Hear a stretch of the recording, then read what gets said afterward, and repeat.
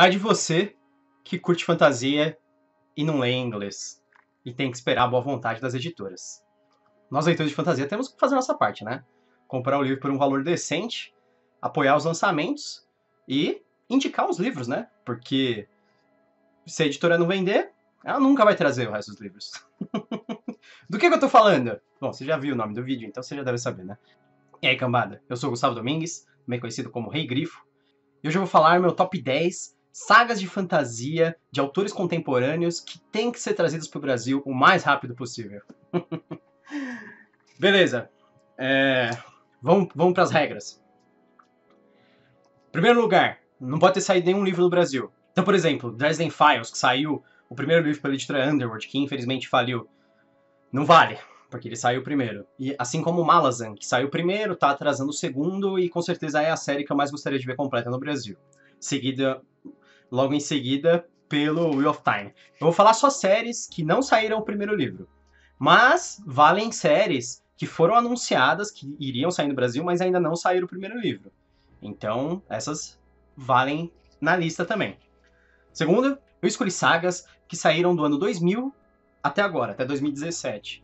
Então, curiosamente, a maior parte delas vai ser de depois de 2010, mas é coincidência, 2010 para agora. Eu vou fazer uma outra lista para autores clássicos, né, anos 90, 80, eu não sei se vou dividir por década, ou eu vou fazer uma pro século inteiro atrás, mas eu podia falar século 21, nossa. Esses são os livros que eu gostaria muito que as editoras do Brasil lançassem. Número 10, The Traitor Sun Cycle, do Miles Cameron. O primeiro livro dele é The Red Knight. O primeiro livro foi lançado em 2012, e é uma série muito interessante.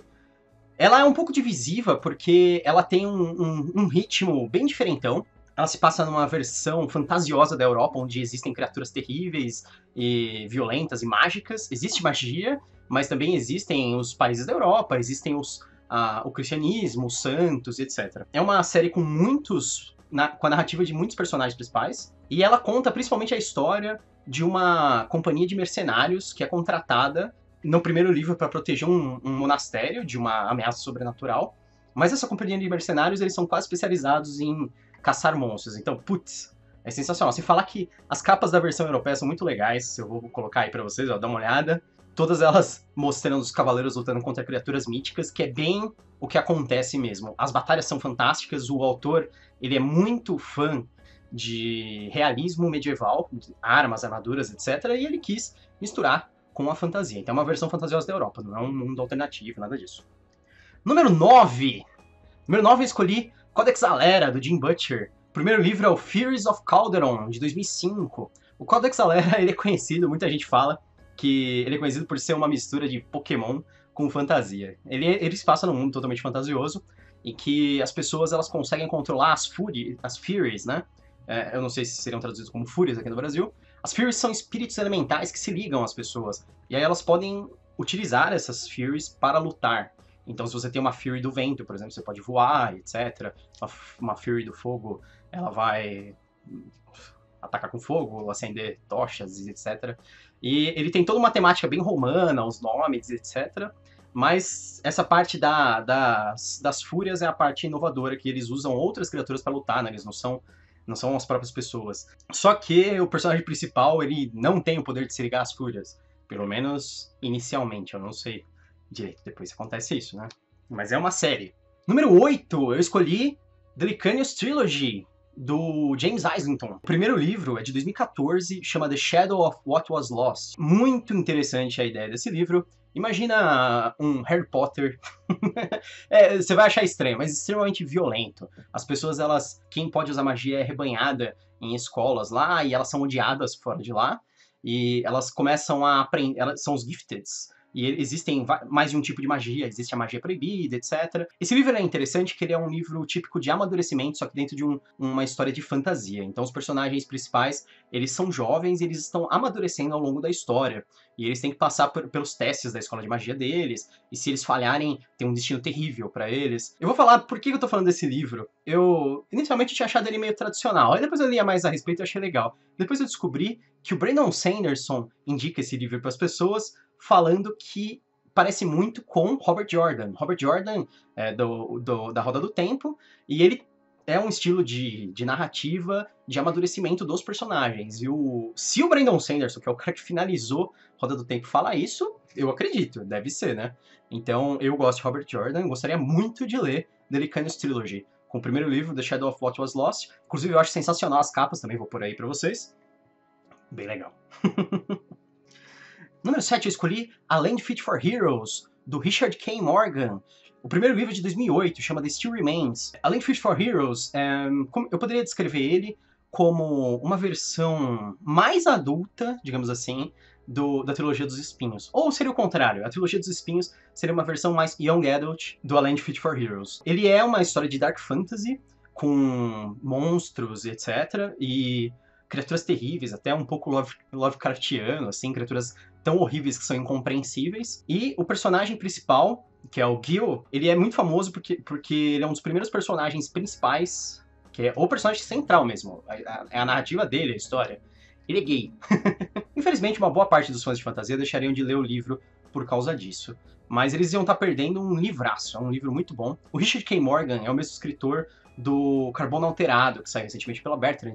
Foi um livro que eu li, eu achei muito bom, eu achei muito legal. Só que Carbono Alterado é um livro de sci-fi, Still Remains é um livro de fantasia, que é o primeiro livro, né, do A Land Fit for Heroes. Talvez o que afaste um pouco as pessoas é que esse livro tem muita violência explícita, e ele tem bastante sexo explícito também. Então, fica avisado de como é o livro aí, se você quiser procurar ele em inglês. Mas eu gostaria muito que as editoras trouxessem ele.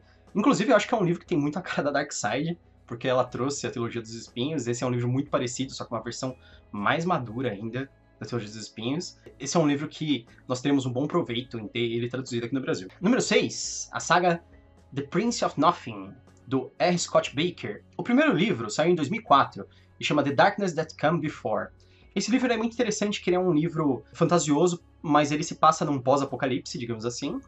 Ocorreu um apocalipse no mundo, e aí eles estão numa idade ainda meio medieval, e eles acham que estão caminhando para outro apocalipse. Então se inicia uma cruzada santa. Esse livro explora muito bem temas como religião dentro de um contexto de fantasia, que é um tema que eu acho que é pouco explorado, na verdade, por outras histórias.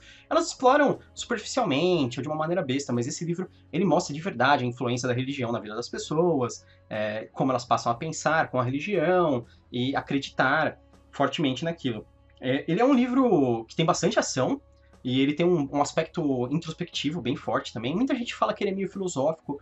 Não é bem isso, é que ele tem muitas reflexões ao longo dele, mas ele não chega a ser pesado na filosofia. Mas ele é um livro muito bem escrito, com batalhas, etc. Sem falar que a Cruzada Santa é um negócio sensacional, é muito legal ao longo do livro. Ah, número 5. Eu nem acredito que esse livro ficou em número 5, porque eu achava que ele ia ficar um dos primeiros, mas aí depois eu achei outros que eu gostaria mais. Mas esse livro parece sensacional. Essa coleção, essa saga. O número 5 eu escolhi The Shadow Campaign, do Django Wexler. O primeiro livro do The Shadow Campaign é The Thousand Names, 2013. Esse livro é um livro de Flintlock Fantasy. Flintlock Fantasy, uma mistura de tecnologia renascentista com a medieval, digamos assim. Já tem armas de... Quer dizer, na Idade Medieval já tinham armas de fogo, mas é meio cavaleiros com armas de fogo já, com arcabuzes, etc. Então, isso é uma tecnologia que ele introduz no mundo, é bem legal. Mas o livro é muito mais do que isso. Flintlock Fantasy dá aquele gostinho especial. Mas o livro, ele traz principalmente dois personagens, que são a Winter, que é uma mulher que se finge de homem para servir no exército, um cara chamado Capitão Marcos. Eles servem numa fortaleza isolada, que é na borda de um deserto. E aí ocorre uma rebelião e eles ficam totalmente isolados. E aí quando chega um coronel chamado Janus e começa a liderar eles e começa a virar a rebelião e vencer todas as batalhas, etc., aí eles acham que vai virar o jogo, digamos assim, que eles param de apanhar e tal. Só que esse coronel Janus, ele tem objetivos parecem muito superiores ao simplesmente a campanha de guerra. Parece que ele tem o objetivo de conseguir algo mágico, um poder antigo, um negócio assim. E sem falar que esse nome, o nome do primeiro livro, The Thousand Names, eu acho um nome muito elegante, muito legal para um livro de fantasia. Assim, ele invoca um livro de fantasia e é enigmático ao mesmo tempo. E você... Não é um nome óbvio, né? Sem falar que tem, porra, essa capa aí do cavaleiro com... Você não gostaria de ler esse livro? Número 4, eu escolhi uma série que chama The Dagger and the Coin, de um autor chamado Daniel Abraham. O primeiro livro saiu em 2011, se chama The Dragon's Path. O Daniel Abraham, ele é famoso, ele é uma metade do autor uma metade, né? Do Leviatã Desperta.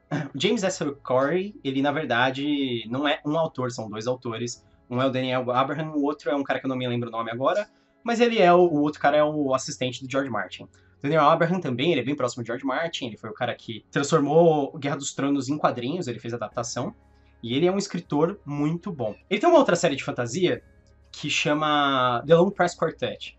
Todo mundo fala que é uma das melhores séries de fantasia. Eu acho ela muito legal também, achei muito interessante. A que eu gostaria mais que viesse pro Brasil é The Dagger and the Coin. Essa série tem 5 livros. Esse nome é evocativo das coisas que ocorrem dentro do livro. Ele é um livro em que os personagens, eles amadurecem. Na verdade, alguns até começam velhos, mas eles entram em contato com poder, tipo, eles assumem posições de poder, eles amadurecem dentro daquela posição de poder. Isso é o que existe em comum entre os personagens principais do livro. Então, Dagger and the Coin são as formas de poder reais que existem. The Dagger é a violência e The Coin seria... Inicialmente você pensa, dinheiro, mas é a ganância. É você manipular a ganância dos outros para você conseguir o que você quer.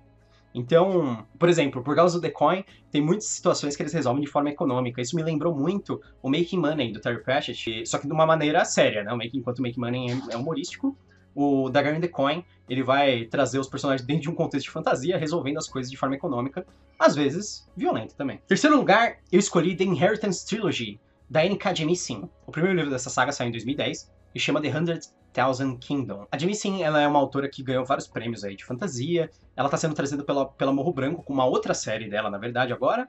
Mas eu gostaria muito que saísse o Inheritance Trilogy. É uma história muito interessante. É uma história sobre uma jovem chamada Yendar, que ela pertence às tribos bárbaras do norte. E de repente ela descobre que ela é a legítima herdeira do trono do império. E é um império que ele domina os 100.000 reinos, né? The 100,000 Kingdoms. Esse império domina os 100.000 reinos através da escravização de 4 deuses. Eles escravizaram 4 deuses e eles conseguem absorver o poder deles e usar magia. Mas quando a jovem Yen chega lá, ela se vê ameaçada, porque ela chega lá porque a mãe dela morreu. E aí ela percebe que a morte não foi natural, etc.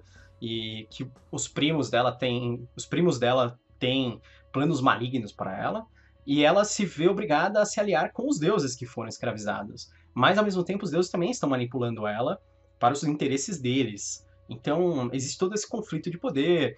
Existe também um comentário racial dentro da história, porque ela faz parte de uma raça diferente, ela tem a pele escura, etc. Porque a própria autora, a Jemisin, ela é uma mulher negra, e aí ela insere isso dentro da história. Isso é legal porque é a experiência dela inserida num contexto de fantasia também, o que fica bem interessante, uma coisa muito diferente, que a gente não vê sempre. E o The Heritage Trilogy é uma série muito aclamada, não tanto quanto as mais recentes dela, por incrível que pareça, mas eu gostaria muito que saíssem os primeiros livros dela também. Segundo lugar é um que foi anunciado por uma editora e eu estou muito ansioso por ele. O segundo lugar é o The Pounder Mage Trilogy, do Brian McClellan.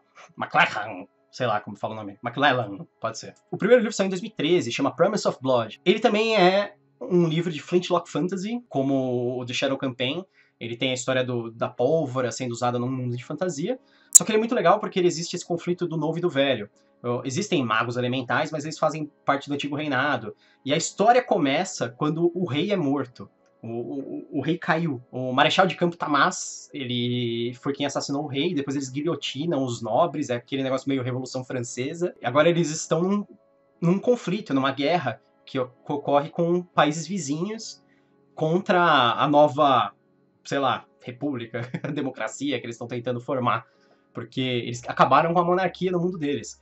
E os magos da pólvora foram quem ajudaram na queda do rei. Os magos da pólvora, é muito legal, que eles são magos especializados em pólvora, isso é estranho, mas eles conseguem guiar os tiros deles, eles conseguem explodir pólvora à distância, fazer umas coisas bem diferentonas e interessantes, assim, uma dinâmica legal, um novo estilo de magia.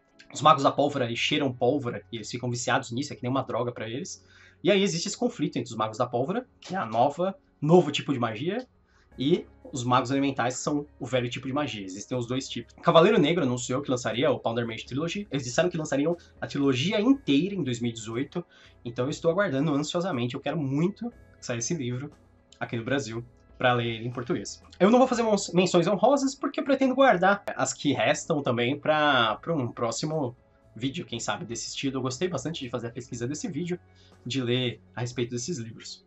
Em primeiro lugar, se eu não tivesse escolhido esse livro, eu teria sido xingado por todo mundo ia encher o meu saco.